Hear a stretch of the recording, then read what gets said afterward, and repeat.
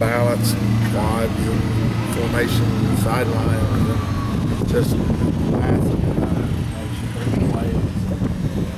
They do a really good job in the passing game of what I call tiering routes. They go one deep, one middle, one low, and then bring the fourth guy across. And it's just,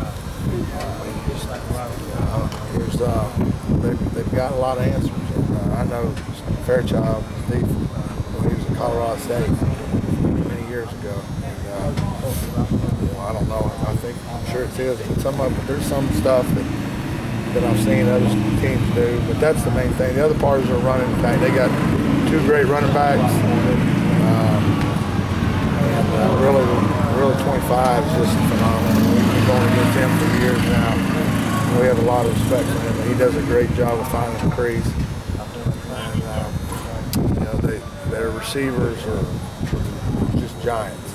Georgia Tech had big 6'5" looking receivers also, but their receivers are really big, and everybody they got on the team is big. So they're able to throw the ball up. They get in a one-on-one situation. They throw the ball up and they catch the ball.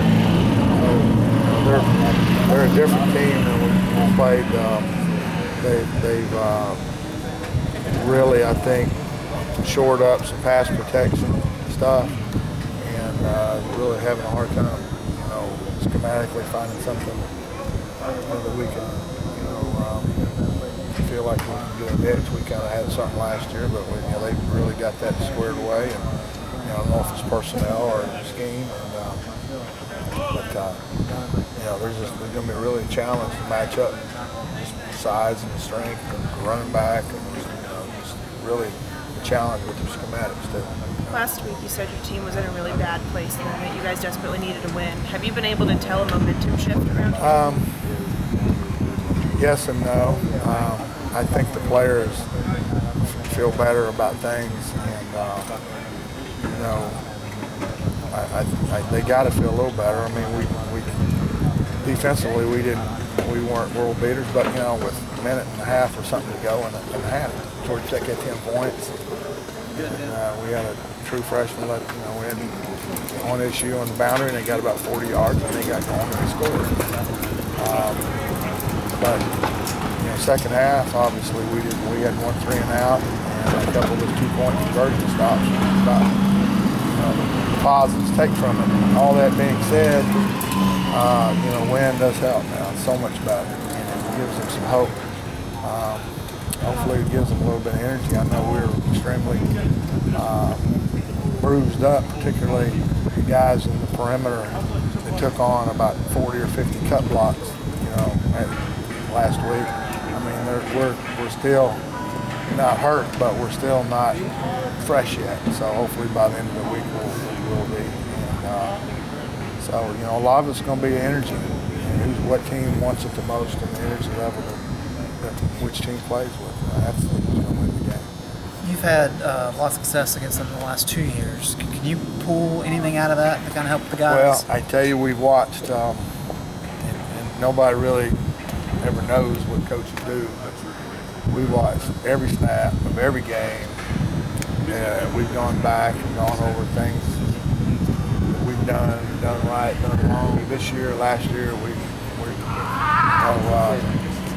I talked to someone today, talked about what I learned from Coach. He asked me what one year Coach Snyder. And I said, well, one of the things, you exhaust every day. You take all the air out of every day, which you heard me say that a little bit. And I probably forgot that. But we have been exhausted. We've been going in. I'm in there. We're in 6 something, and getting home late, and not much in between. So we're trying everything we can to try to give our guys a chance to be successful, keeping in mind the guys we have, and we can't put too much on the plate, and the number of formations Virginia does. So it kind of minimizes some of the things you can do. To answer your question more directly, we've looked at everything. What have you seen? I guess what specific improvements have you seen from this year as opposed to last couple of years? Well, I think protections are harder. They've done some things with their protection and put in a little more slide type protection stuff and more area blocking, area man blocking. And, the divide zone, which you saw Lafayette used real effective last night. That's an example of a couple spread teams. That's the way college football is. But the divide zone stuff stopped. And it's hard to be a movement team, which we tend to be a little bit, just to try to cover some guys up. You cloudy and move. It's hard to be a movement team and stay in the correct gap with a running back as effective in Virginia's finding lower creases and stuff. Anybody ever tried to catch a mouse in a house, it's kind of tough. They know where every little hiding place is. And I'm not saying he's a mouse, that's not what I'm saying. But I'm saying he finds all the little creases and cracks and does a great job of getting through them. That's the analogy.